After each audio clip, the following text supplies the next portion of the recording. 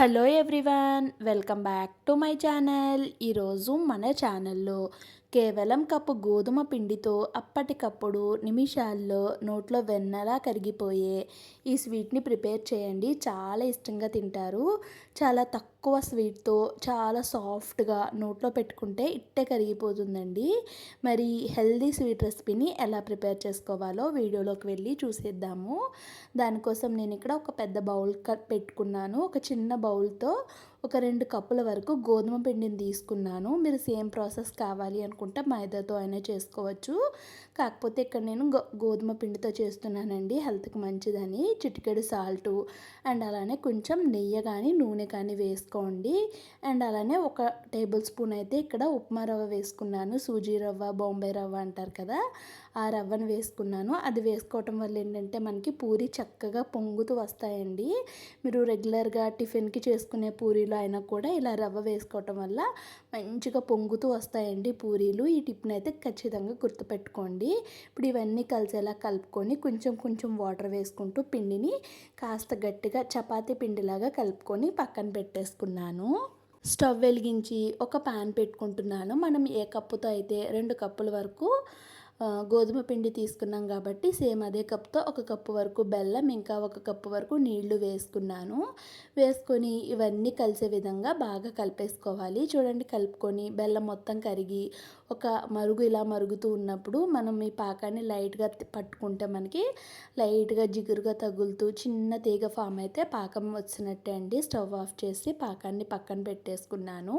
ఇప్పుడు స్వీట్ లోపల స్టఫింగ్ కోసం ఒక మిక్సీ జార్ తీసుకొని ఇక్కడ ఉప్పు శనగలు అంటారు కదండి, శనగలు ఉంటాయి కదా, ఆ శనగల్ని ఇక్కడ ఒక కప్పు వరకు వేసుకున్నాను. పొట్టంతా కూడా తీసేసుకున్నాను. అలానే దీంట్లోకి కొంచెం అంత బెల్లం, మంచిగా ఫ్రై చేసుకున్నటువంటి నువ్వులు కూడా వేసుకున్నాను. నువ్వులు కూడా వేసుకున్న తర్వాత దీంట్లోకి ఒక 2 టేబుల్ స్పూన్ల వరకు డ్రై కోకోనట్ పౌడర్ వేసుకుంటున్నాను. ఒకవేళ మీ దగ్గర పచ్చి కొబ్బరి లేదా ఎండు కొబ్బరి ఉంటే మీరు ఆ కొబ్బరిని వేసుకోవచ్చు. మంచి ఫ్లేవర్ కోసం ఒక 2 యాలకులను కూడా వేసుకొని మెత్తటి పౌడర్ లాగా మిక్సీ చేసేసుకున్నాను. చూడండి, ఇలా మిక్సీ చేసి పక్కన పెట్టుకున్నాను. ఇప్పుడు ఈ పూరి పిండి అయితే బాగా కొంచెం నాని ఉంటుంది. ఇప్పుడు మీకు ఏ సైజులో కావాలి అనుకుంటే ఆ సైజులో పిండి ముద్దలను అయితే ఇలా ప్రిపేర్ చేసేసుకోండి. ఇక్కడ నేను ఒక 6 వరకు ప్రిపేర్ చేసుకొని మిగతా పిండిని అయితే పక్కన పెట్టేసుకున్నాను. ఈ పౌడరు, ఈ పూరి పిండి ఉంటే మనం ఎప్పుడు కావాలంటే అప్పుడు ఇన్స్టెంట్గా కూడా చేసేసుకోవచ్చండి. చాలా సింపుల్. ఇప్పుడు కొంచెం అంత గోధుమ పిండిని వేసుకొని మనం రెగ్యులర్గా ఎలా చేసుకుంటామో చపాతీ అలానే చేసుకోవాలి. మరీ పలుచగా కాకుండా మరీ మందంగా కాకుండా మీడియంగా ఈ విధంగా చేసుకోండి. ఇక్కడ నేను ఇదే ప్రాసెస్లో మొత్తం అన్నిటిని కూడా ప్రిపేర్ చేసేసుకున్నాను. చూడండి, ఈ విధంగా ప్రిపేర్ చేసేసుకొని వీటన్నిటిని కూడా ఒక ప్లేట్లోకి అయితే తీసేసుకున్నాను. ఇప్పుడు స్టవ్ వెలిగించి డీప్ ఫ్రై కోసం ఆయిల్ పెట్టుకున్నాను. ఆయిల్ బాగా హీట్ అయిన తర్వాత మనం ముందుగా ప్రిపేర్ చేసుకున్న ఈ చపాతీలు అయితే ఉన్నాయి కదండి, వీటిని మంచిగా ఆయిల్లో అయితే వేసుకోవాలి.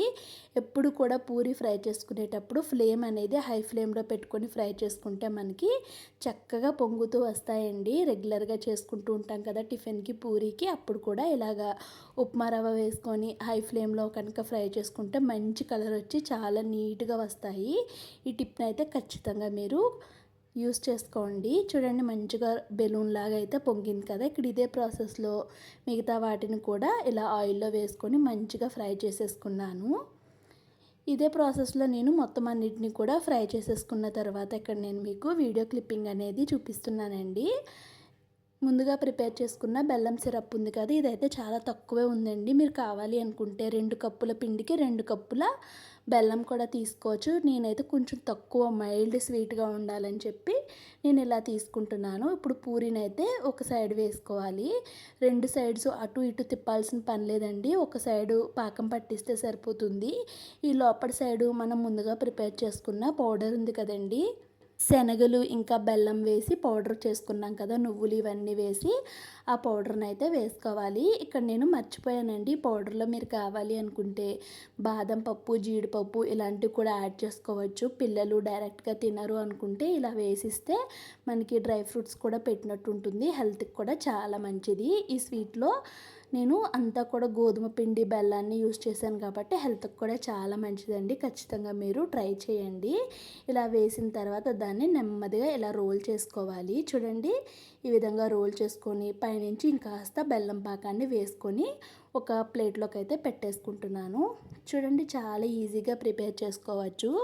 ఇక్కడ ఇదే ప్రాసెస్లో మొత్తం అన్నిటిని కూడా నేను ఇక్కడ ప్రిపేర్ చేసేసుకున్నాను. ఈ పౌడర్ని అయితే కొంచెం కొంచెం వేసుకోండి, లేదు అనుకుంటే ఎక్కువ కూడా వేసుకోవచ్చు. లోపల సైడ్ మనకి ఈ బెల్లం ఈ స్టఫింగ్ ఉంటుంది కాబట్టి లోపల సైడ్ కూడా తీయగా ఉంటుంది. పైన కరకరలాడుతూ తీయగా సాఫ్ట్గా నోట్లో పెట్టుకుంటే వెన్నలా కరిగిపోతుందండి. మరి ఇన్స్టెంట్గా చేసుకునే ఈ స్వీట్ రెసిపీ మీకు ఎలా అనిపించిందో ఖచ్చితంగా కామెంట్ సెక్షన్లో షేర్ చేయండి. అండ్ అలానే వీడియో నచ్చితే వీడియోకి ఒక చిన్న లైక్ చేసి మీ ఫ్రెండ్స్ అండ్ ఫ్యామిలీస్కి షేర్ చేయండి. Thank you friends, thank you so much for watching my channel. Bye bye.